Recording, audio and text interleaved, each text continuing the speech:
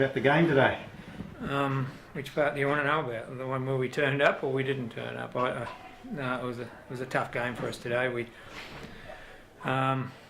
probably played 10-15 minutes of the first half, and the rest of the time we were chasing our tails. And the same token, the goals were mistakes. We gave it away too much. We weren't marking real well. It was probably our worst all-round performance for the year.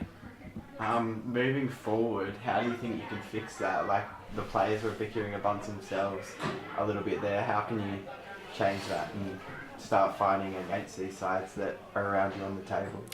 Well, if we're going to lose, we may as well lose with people that aren't going to bicker and aren't going to. So first of all, we'll get rid of some people. Secondly, we'll have to just keep working hard. There's no lie that we haven't got a championship line up there, but we've got a bunch of people who hopefully will give their all, and the ones that don't give their all will probably find themselves playing in the championship for the rest of the year. So we're going to get beat, and we're going to get beat heavy. We'll do it with people that will at least give their all. Who do you think were your standout performance? Do you think anyone stood out for you guys today? Yeah, it wasn't all doom and gloom. We played quite well in patches. I thought Jesse, sweeping in the second half and centre half in the first half, he did really well. I thought Udi in the middle of the park did really well. I thought Harry did well when he got the ball up front. But first half, I probably couldn't pick anyone. But the second half, I thought we knocked it around and we tried and probably had a lot of opportunities where we could have got back into the game, but you're never going to get back into a game when you're 3-4-1 down. Yeah. Dropping these points today, what does that mean for your season? Is it all over, do you reckon, or are you still going to keep fighting? No, it meant the same as what it did the week before. It means you go out and we're here to play games, and first and foremost we're playing the game we love, so go out there and play it, and results are bonuses or the opposite, but we're going to keep trying, and if we don't, I'll pick people who are. Right, mate. Cheers. Okay, you had plenty of opportunities today and you capitalised on them. Yeah, it's a nice feeling to be up in a forward third and have opportunities come our way and we actually polish them off. It's a good feeling. Mind you, they're a good unit, is Rangers, and I think I said it last week against Clarence that not always do you get sides relishing down the bottom play poor football and they just get bad results, or things don't go their way, and it's very hard to get yourself out of tunnels when you haven't got a pitchfork.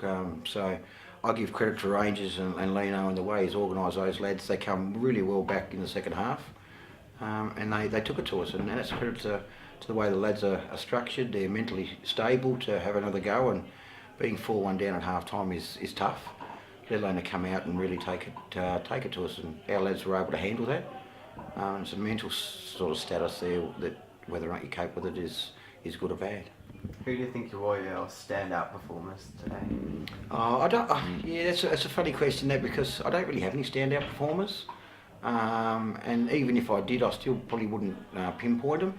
I don't believe in any standouts, because if there's a standout player there and the rest of the 10 walked off the field, how would that standout player cope with 11 players? So it takes all numbers to get it across the line. I think our substitutions with O'Dane and Will Davis and Connor, I think they worked extremely hard. I was very proud of Nick O'Connell in goals. I think for a young goalkeeper coming through his ranks, I think he's doing sensational. We've got Mitch Stalker, the other goalkeeper, who's really pushing him hard to try and knock him out so he can take the role. James Hall, I thought for a lad who's just turned 16 a month ago, I thought he's now adapted to NPL football extremely well. We've taken our time with him, mind you, but that was his first full 90 minutes. And with his finishing skills of that last goal, I thought that was exquisite for a 16-year-old with a big keeper in those sort of conditions after playing 90 minutes for a young lad. I thought that was fantastic. Led by Danny and Joel and Trent and all those lads in the Park leadership group, I thought they actually held it sensationally.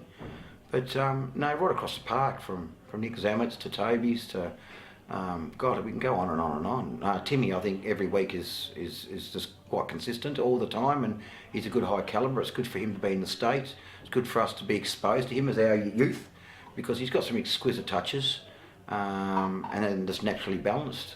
Louis, 2 goals. going for his third. I thought that was great for him to get back on the score sheet and get his confidence levels high. No standouts. I think the whole team performance was great. Medical staff done marvellous. And more importantly, I was actually thinking of it today. Funny you say any standouts, because I actually sat back and I thought, you know, no one actually mentions the volunteer base.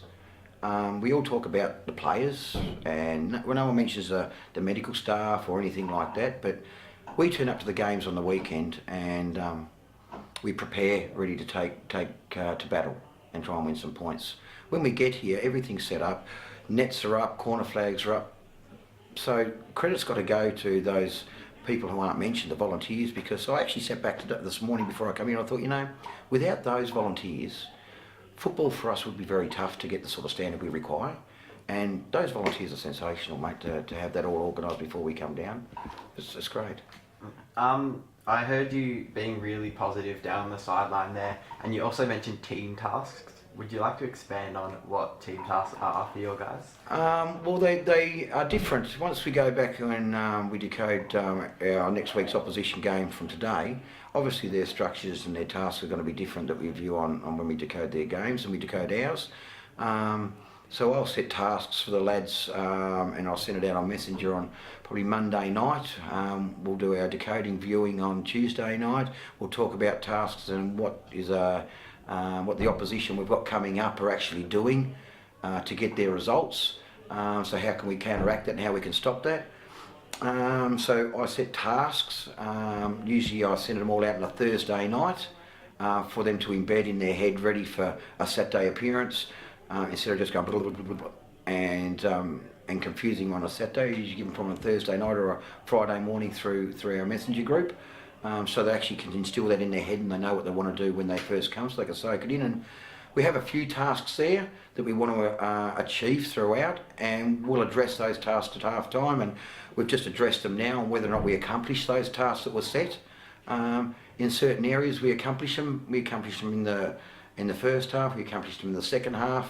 But then there's other attributes to the game, that, like the mental aspect, which was a task for us to be able to withstand that sort of pressure. Last time we were 2-0 up, or at this stage 4-1, with a considerable amount of margin between two, was Olympia, and we lost 4-2. So the feeling was a little bit more tense in the change rooms. We talked about our tasks, we talked about our structure, how we were going to break them down and advance on that, and that's what our tasks are. So they're different on a week-to-week basis, but they all know what we're actually setting out on a game day to try and achieve. Yeah, it's really good.